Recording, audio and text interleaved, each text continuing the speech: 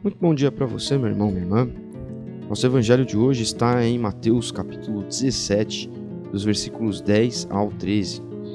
E aqui os discípulos questionam a Jesus sobre a vinda de Elias. Os líderes religiosos diziam que Elias tinha de vir primeiro.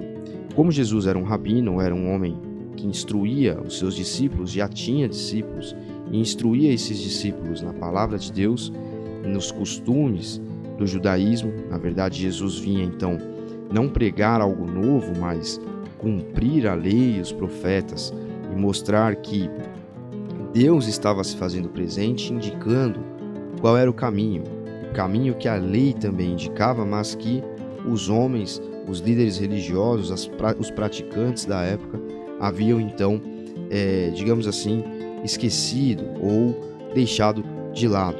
Eles davam mais importância a algumas tradições e adendos à própria lei do que ao que Deus havia deixado escrito. E Jesus vem então para cumprir isso, como ele fala em alguns momentos no próprio Evangelho. Jesus então, a partir do versículo 11, explica que Elias veio deixar tudo pronto. Na verdade, Elias já havia vindo, Jesus vai dizer para eles, mas os homens, as pessoas, os líderes religiosos não haviam reconhecido, haviam desprezado, assim como fariam com o próprio Filho do Homem. Essa expressão Filho do Homem quer dizer Messias, ou seja, Jesus estava falando que o mesmo aconteceria com ele próprio. E então aí os discípulos entenderam que ele estava falando de São João Batista. Bom, aqui nós temos uma questão interessante. Os discípulos, já sabendo, eles sendo homens da tradição judaica, sabiam pelas escrituras que haviam na época que Elias havia sido arrebatado aos céus. João Batista não foi. João Batista nasceu de Isabel, prima de Maria, mãe de Jesus, como o próprio Evangelho nos relata.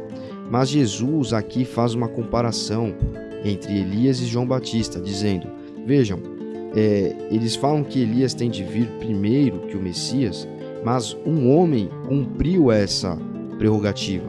Um homem já veio antes do Messias, já veio antes de mim, e esse é São João Batista, mas ele não foi reconhecido, ele foi desprezado.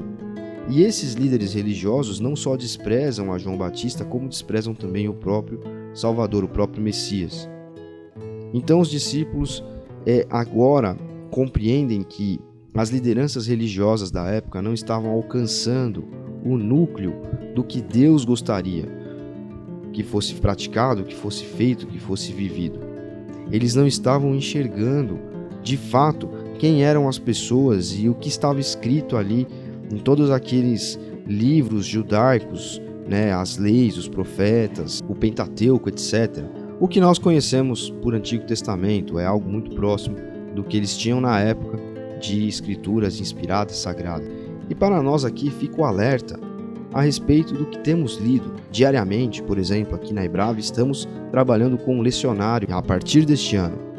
Então ali nós temos diversas leituras bíblicas que fazemos diariamente, refletindo sobre realidades do calendário litúrgico, coisas, acontecimentos importantes da igreja, Natal, Advento de Cristo, enfim, isso à luz de outros trechos bíblicos, no Antigo Testamento, no Novo Testamento, no próprio Evangelho, nos Salmos, e é importante para nós refletirmos sobre como a Bíblia é um todo que faz sentido ao redor da figura de Jesus Cristo. Existem muitos líderes cristãos que se prendem a trechos isolados da Bíblia e ficam ali presos naquela situação sem fazer a ligação com a figura histórica de Jesus Cristo, com a figura salvadora de Jesus Cristo.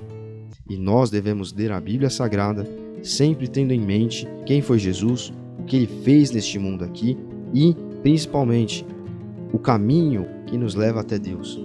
Toda a leitura bíblica deve ser feita em torno dessas prerrogativas, tendo isso em mente. Então, nunca se prenda a trechos isolados, nunca construa argumentos ou entre em discussões em cima de textos isolados. Olhe sempre para o que você está lendo e faça essa conexão com Jesus Cristo, pois Ele é o núcleo de tudo o que cremos, Ele é o núcleo de tudo o que fazemos, Ele é o núcleo de tudo o que está ali inspirado, escrito, registrado na Bíblia Sagrada.